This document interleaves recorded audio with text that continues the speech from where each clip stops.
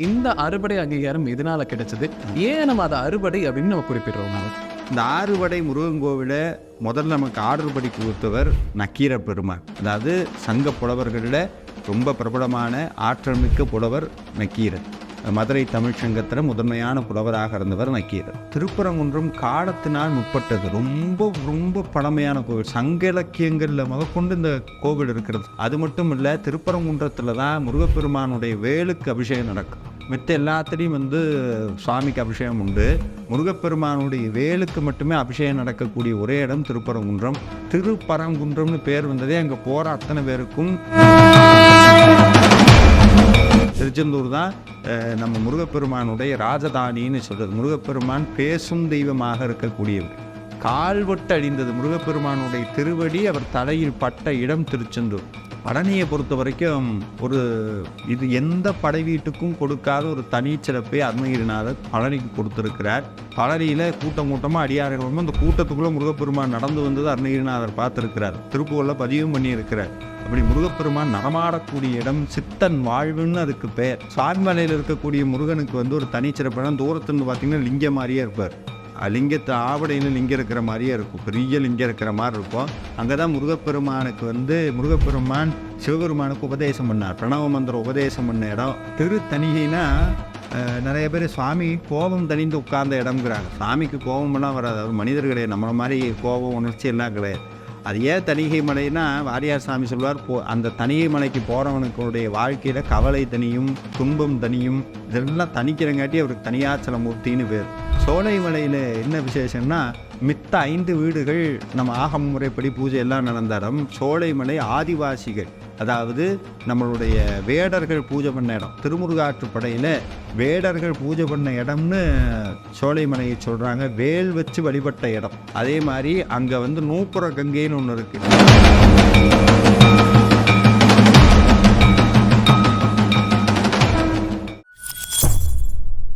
பக்தி பிளஸ் நேயர்களுக்கும் வணக்கம். இன்று நம்மோடு இணைந்தவர் ஆன்மீக பேச்சாளர் ராமா விஜயகுமார் ஐயா அவர்கள். வணக்கம் சார். வணக்கம்.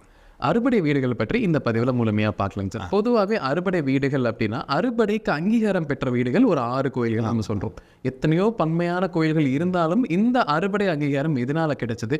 ஏன் நம்ம அதை அறுபடை அப்படின்னு நம்ம குறிப்பிடுறோம்?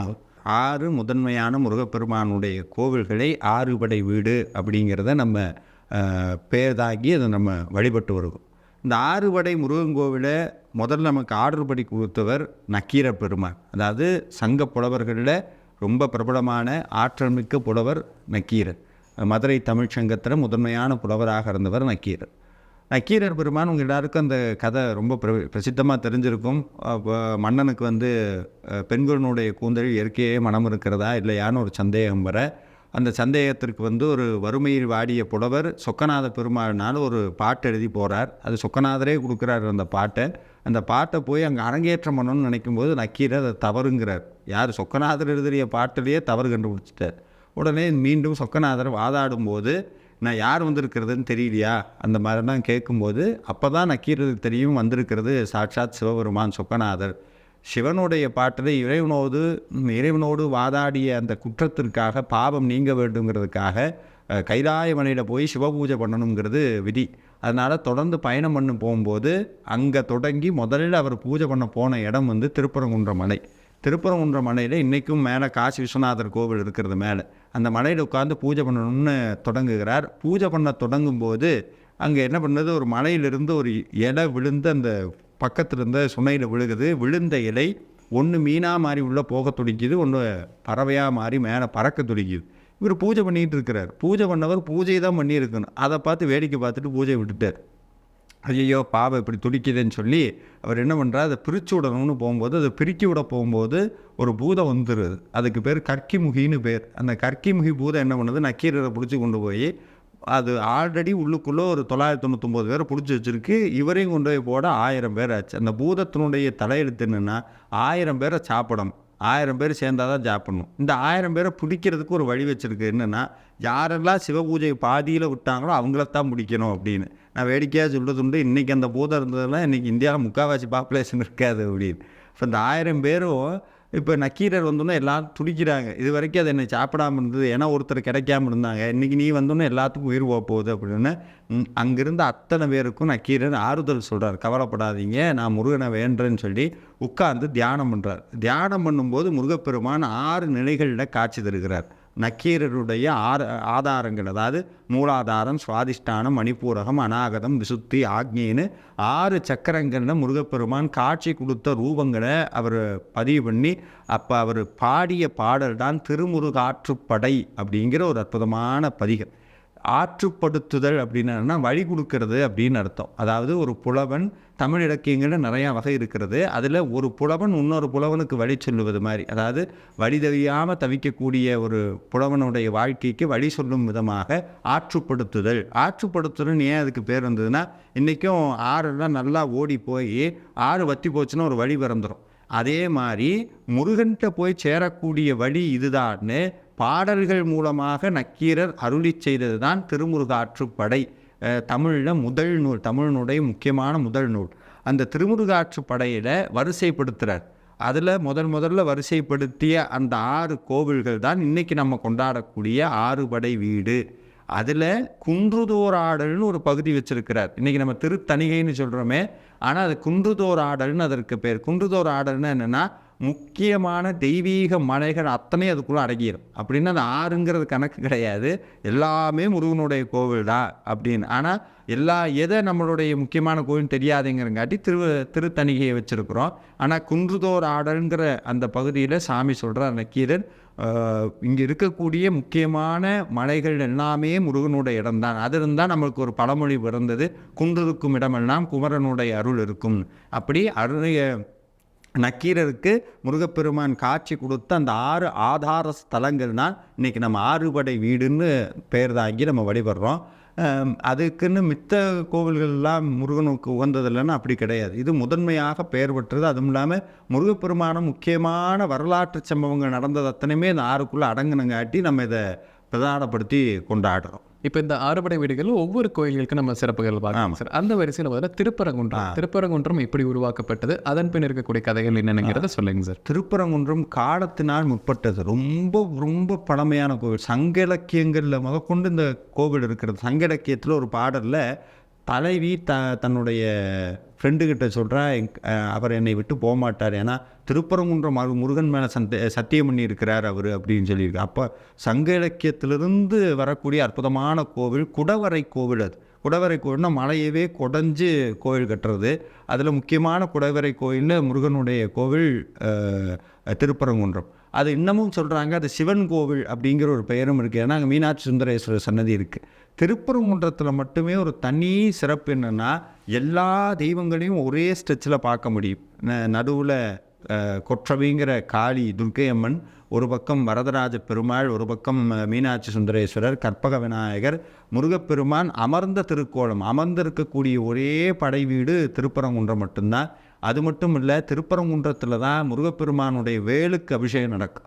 மித்த எல்லாத்துலேயும் சுவாமிக்கு அபிஷேகம் உண்டு. முருகப்பெருமானுடைய வேலுக்கு மட்டுமே அபிஷேகம் நடக்கக்கூடிய ஒரே இடம் திருப்பரங்குன்றம். அதுலேயும் மித்த எல்லா கோவில்லையும் நீங்கள் கிட்ட சாமியை பார்த்தீங்கன்னா கண்ணனுடைய அழகு தெரியாது. ஆனால் திருப்பரங்குன்றம் போனீங்கன்னா முருகப்பெருமானுடைய கருவழி உங்களை பார்க்கக்கூடிய அந்த அனுபவம் நேரில் கிடைக்கும். அது மட்டும் இல்லாமல் அங்கே தேவர்கள் வெள்ளை மயிலாக இருந்து முருகனை பூஜை பண்ணதுடைய வரலாற்று செய்தி எல்லாம் இருக்கிறது. மேலே சுனையில் இன்றைக்கும் சித்தர்கள் மீன் வடிவிலே வாழக்கூடிய அந்த செய்தியும் பதியப்பட்டிருக்கிறது.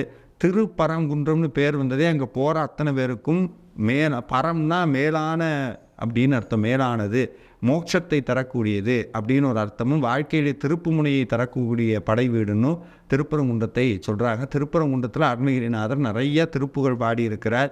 அதில் தான் அருணகிரிநாதருக்கு ஒரு தனி எக்ஸ்பீரியன்ஸ் கிடச்சிது. என்னென்னா, இன்றைக்கி நம்ம சொல்கிறோம், இன்றைக்கி எங்கே போனாலும் கூகுள் மேப் போட்டு பார்த்துறோம். ஆனால் அருணகிரிநாதர் 14-15வது நூற்றாண்டு திருப்பரங்குன்றத்தில் போய் நின்றுட்டு 3 கோவிலை சொல்கிறார். செந்தினம், கண்டி, கதிர்வேடா, தென்பரங்குன்றற் பெருமாளே அப்படிங்கிறார். அப்படின்னா என்னென்னா, செந்தினம்னா திருச்செந்தூர், கண்டினா கதிர்காமம், திருப்பரங்குன்றம். ஒரு திருப்புகளில் அருணகிரிநாதர் சம்மந்தம் இல்லாமல் எதையுமே சொல்ல மாட்டார். இப்போது நான் ஒரு பாட்டு பாடுறேன் அப்படின்னா எனக்கு அந்த பாட்டுக்கு தகுந்த மாதிரி நான் எந்த கோயில் வேணால் நான் சொல்லலாம். இப்போ அப்படித்தான் இருக்குது. ஆனால் அருணகிரிநாதருடைய திருப்புகள் அப்படி பாடப்பட்டதில்லை. அப்போ அவர் சொல்கிறாருன்னா அதுக்கு பின்னாடி ஒரு ரீசன் இருக்கும். என்ன ரீசன் பார்த்தா, திருப்பரங்குன்றம், திருச்செந்தூர், கதிர்காமம் 3ம் ஒரே நேர்கோட்டில் அமைந்த திருக்கோவில்.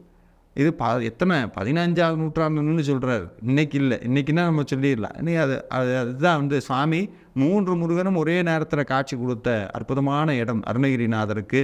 அதே மாதிரி இது தெய்வ யானை பிராட்டி வந்து அங்கே வந்து மரண பயத்தை நீக்கக்கூடிய திருத்தலம். சாமி அருணகிரிநாதர் ஒரு திருப்புகழில் சொல்கிறார், தெய்வ யானை அம்மை யானையில் வந்தாங்களாம். அந்த யானையில் வந்த தெய்வ யானை அம்மையினுடைய வேகத்தை பார்த்து எருமையில் வந்த யமன் பயந்து விட்டான் அப்படின்னு சொல்லி ஒரு அற்புதமான ஒரு கவித்துவத்தோடு சொல்லுவாங்க. அப்படின்னு என்னென்னா, யம பயத்தை நீக்கக்கூடிய அற்புதமான திருத்தலம். அருணகிரிநாதர் கிரிவலத்தை பற்றி சொன்ன அற்புதமான திருத்தலம்ல ஒன்று திருப்பரங்குன்றம். திருப்பரங்குன்றத்துக்கு பின்னாடி இன்னொரு தொன்மையான ஒரு கோவில் இருக்குது. அது வந்து அகழ்வாராய்ச்சி நம்மளுடைய பழமையான தொல்லியல் துறை கட்டுப்பாட்டில் இருக்கக்கூடிய கோவில். அந்த கோவிலும் பின்னாடி, அந்த மலைக்கு பின்னாடி இருக்கிறது. அதுவும் ஒரு முருகனுடைய ஒரு கோவிலாக சொல்லப்படுகிறது. இது மாதிரி வரலாற்றுக்கு ரொம்ப முந்தைய கோவில் திருப்பரங்குன்றம்.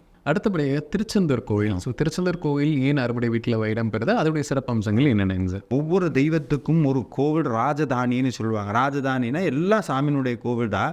ஆனால் அந்த இடம் மட்டும் ஒரு தனி தலைமை பீடம்னு சொல்லுவாங்க. இதே நம்மளுடைய வைணவ பெருமானுக்கு எடுத்துட்டா ஸ்ரீரங்கம், சிவபெருமானுக்கு எடுத்துட்டா சிதம்பரம், முருகனுக்கு எடுத்துட்டா திருச்செந்தூர். திருச்செந்தூர் தான் நம்ம முருகப்பெருமானுடைய ராஜதானின்னு சொல்கிறது. முருகப்பெருமான் பேசும் தெய்வமாக இருக்கக்கூடியவர். திருச்செந்தூர் மண்ணே விபூதி, அந்த கடல் மண்ணே விபூதின்னு சொல்லலாம். அவ்வளவு ஆற்றல் மிக்க இடம் திருச்செந்தூர். அதில் தான் அருணகிரிநாதர் சொல்கிறார், சேர்வட்டழிந்தது செந்தூர் வயற்பொருள் தேங்கடம்பின் மாழ்வட்டழிந்தது பூங்கொடி யார்மனம் மாமயிலோன் வேல்வட்டழிந்தது வேலையும் சூரனும் வெற்பும் அவன் கால்வட்டு அழிந்தது இங்கு என் தலைமேல் அயன் கையெழுத்து. அருணகிரிநாதருடைய ஒவ்வொரு மனிதனுக்கும் 3 வகையான வினைகள் இருக்கும். அதாவது பிராப்த வினை, சஞ்சித வினை, ஆகாமிய வினை அப்படின்னு. இந்த சஞ்சித வினைனா என்னென்னா, எத்தனையோ பிறவிகள் நம்ம எடுத்துக்கிட்டே இருக்கோம். இந்த பிறவிக்கு கணக்கே கிடையாது. அதனால தான் நம்ம சமயம் தெளிவாக சொல்லுது, மரணங்கிறதும் தூக்கங்கிறதும் ஒன்று. மரணத்தில் எப்படி முடித்ததுக்கப்புறம் திருப்பி தூங்கி எந்திரிக்கிற மாதிரி இன்னொரு பிறப்பு தானாக வந்துடும். அப்படி இந்த பிறப்புக்கு காரணம் சஞ்சித்தனம். இது வரைக்கும் நம்ம செஞ்சு வச்சுருக்கிற மொத்த வினையினுடைய தொகுதி தான் சஞ்சித்தம். அதில் இருக்கிற ஒரு தொகுதியை ஒரே ஒரு பார்ட் எடுத்துட்டு அனுபவித்து தீக்கிறதுக்காக சாமி இந்த பிறப்பை கொடுப்பார். அது பிராரப்தம். அதனால தான் நம்ம சொல்கிறோம், எல்லாத்துக்கும் பிராப்தம் வேணும், பிராப்தம் வேணும்.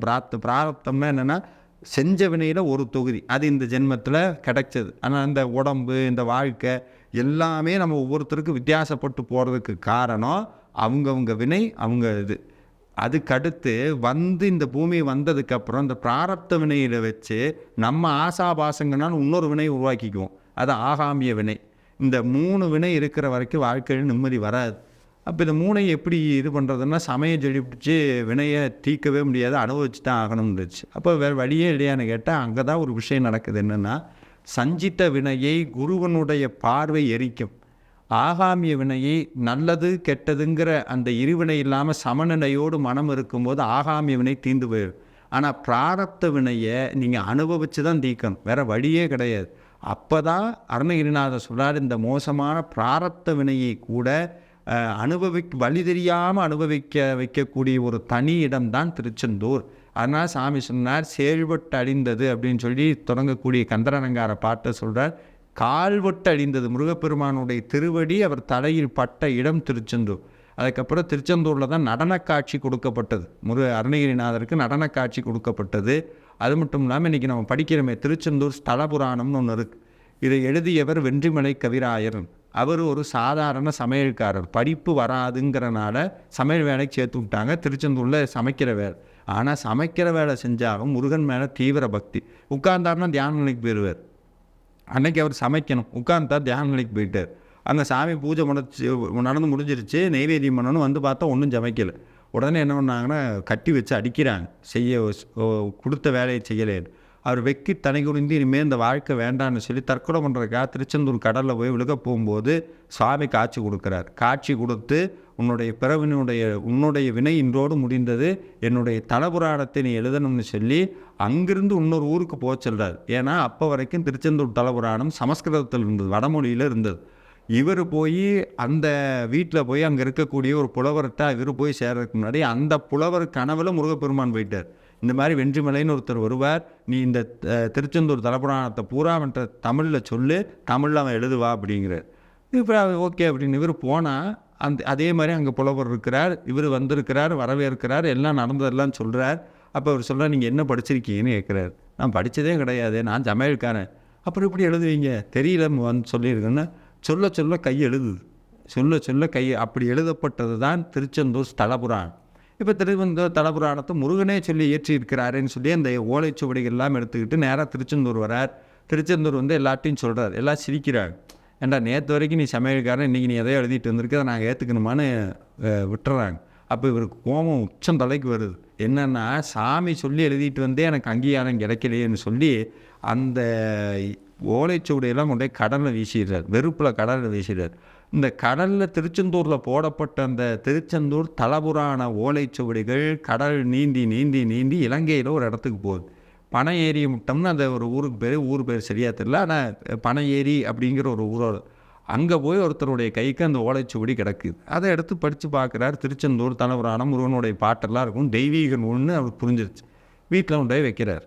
அந்த வீட்டில் வச்ச உடனே அந்த வீட்டில் வச்ச ஒரு சில நாளில் அந்த ஏரியா முழுக்க விஷக்காய்ச்சல் பரவுது.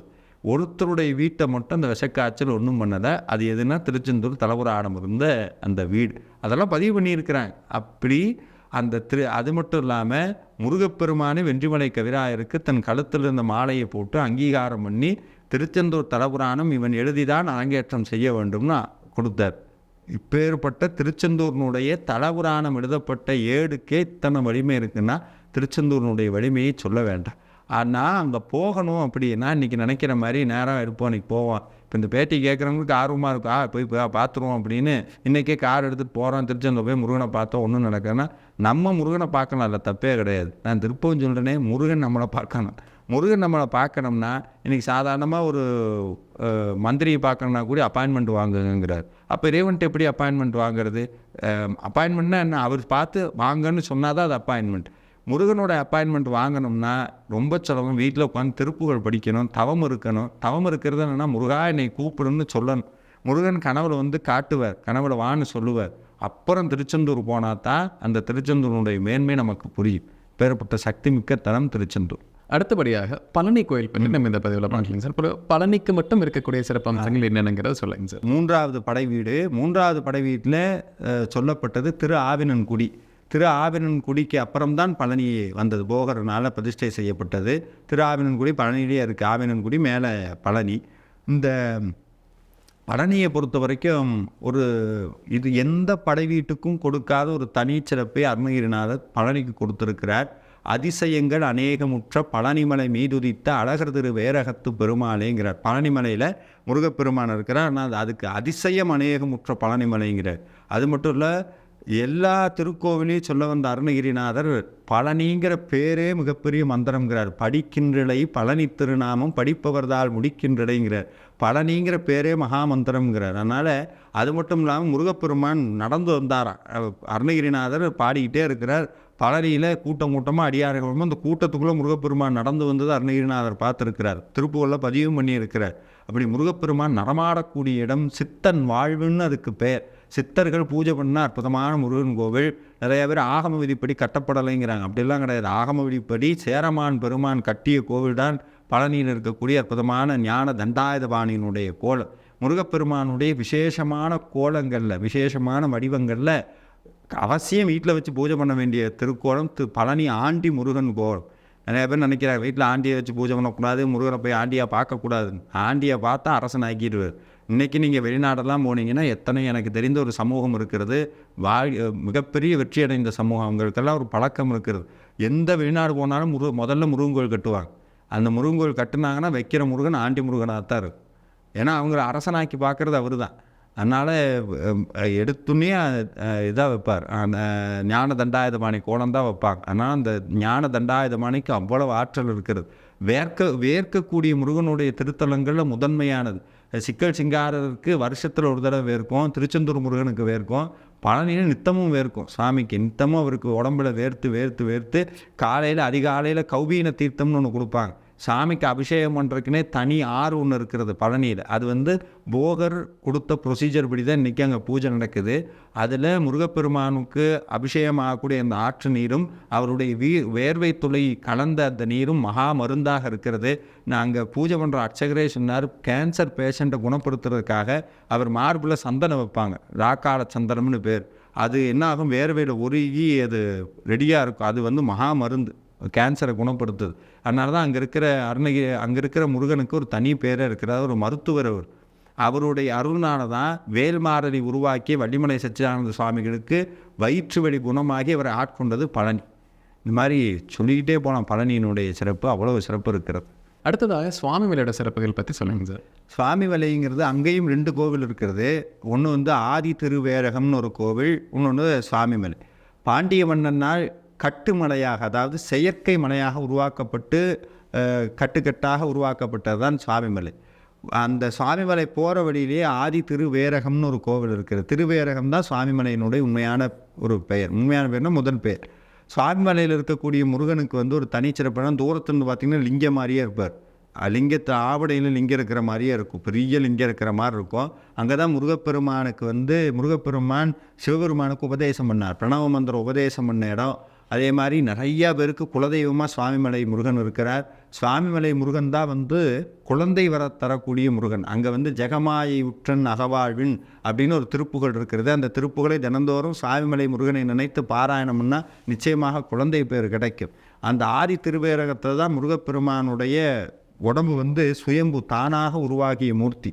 நிறைய பேர் சுவாமிமலை போயிட்டு அங்கே போகாமல் போவாங்க. கட்டாயம் 2 கோயிலுக்கும் போகணும். சுவாமிமலை, ஆதி திருவேரகம், சுவாமிமலை ரெண்டுமே ரொம்ப அற்புதமான குழந்தை முருகனாக இருக்கக்கூடிய இடம். அடுத்தபடியாக திருத்தணி கோயில் பற்றி சிறப்புகள் சொல்லுங்க சார். திருத்தணிகைனா நிறைய பேர் சுவாமி கோபம் தணிந்து உட்கார்ந்த இடம்ங்கிறாங்க. சுவாமிக்கு கோபமெல்லாம் வராது, அவர் மனிதர் கிடையாது, நம்மளை மாதிரி கோபம் உணர்ச்சி எல்லாம் கிடையாது.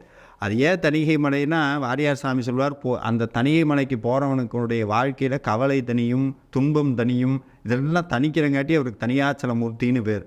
தணிகை மலையில் சிறப்பு என்னென்னா, வள்ளி பிராட்டியிடம் முருகப்பெருமான் சொன்னாராம், உங்களுக்கு ரொம்ப பிடிச்ச இத்தனை மலை இருக்கே, உங்களுக்கு எந்த மலை ரொம்ப பிடிக்கும்னு அவர் சொன்னாரா. எனக்கு தணிகை மலை தான், திருத்தணி தான் பிடிக்கும். யார் ஒருவர் இருந்த இடத்துலே இருந்து தணிகை மலையை நோக்கி வணங்குகிறாரோ தணிகை மலைக்கு வந்த புண்ணியம் கிடைக்குங்கிறார். இந்த அப்பேற்பட்ட தணிகை மலை தான் இந்திரன் முருகனுக்கு பூஜை பண்ண அற்புதமான இடம். இன்றைக்கும் திருத்தணிகையில் மயில் வாகனம் கிடையாது, யானை தான் வாகனமாக இருக்கும். அதை யானை திரும்பி இருக்கும். என்னென்னா ஐராவதத்தை கொடுத்துப்படுவான் இந்திரன். ஆனால் அந்த ஐராவதம் போனோன்னா அவனுடைய செல்வமெல்லாம் படிப்படியாக குறைய ஆரம்பிக்கும். அப்போ சாமி வேண்டாம், நீ திருப்பி அங்கேயே போன்னு சொன்னா அந்த யானைக்கு போக மனசு இல்லாமல் திரும்பி மட்டும் நின்றுக்கும். அப்படி அந்த திரும்பி நிற்கிற இடம் அங்கே இருக்கும். வேல்மாறல் உருவாக்கப்பட்ட வேல் வகுப்பு எழுதப்பட்ட இடமும் திருத்தணி தான். அதில் சாமி சொல்கிறார், திருத்தணியில் உதித்து அருளும் ஒருத்தன் மலை விருத்தன் எனது உளத்தில் உரை கருத்தன்மையில் நடத்து புகன் வேலேன்னு சாமி வந்து அங்கே ஒவ்வொருத்தருடைய வினையும் நீக்கக்கூடிய வகையில் சாமி அற்புதமாக இருக்கக்கூடிய இடம் திருத்தணிகை. நோயை குணப்படுத்தக்கூடிய இடம். கீழே ஒரு தீர்த்தம் இருக்குது, அது நோயை குணப்படுத்தக்கூடிய இடம். 6 படை வீடுகளில் நோயை தீர்க்கக்கூடிய இடம்னு ரொம்ப பிரசித்தமாக சொல்கிறது திருத்தணிகையை தான். அறுபடை வீட்டில் இறுதியாக பழமுதிர்ச்சோலை பற்றி சிறப்புகள் சொல்லுங்கள் சார். சோலை மலையில் வந்து அதுக்கு அழகர் மலைன்னு ஒரு பேர். ஏன்னா 2 அழகன் இருக்கிறாங்க, ஒன்று வந்து கல்லழகர், ஒன்று கந்தன்கிற அழகன், 2 பேர் இருக்கிற இடம்.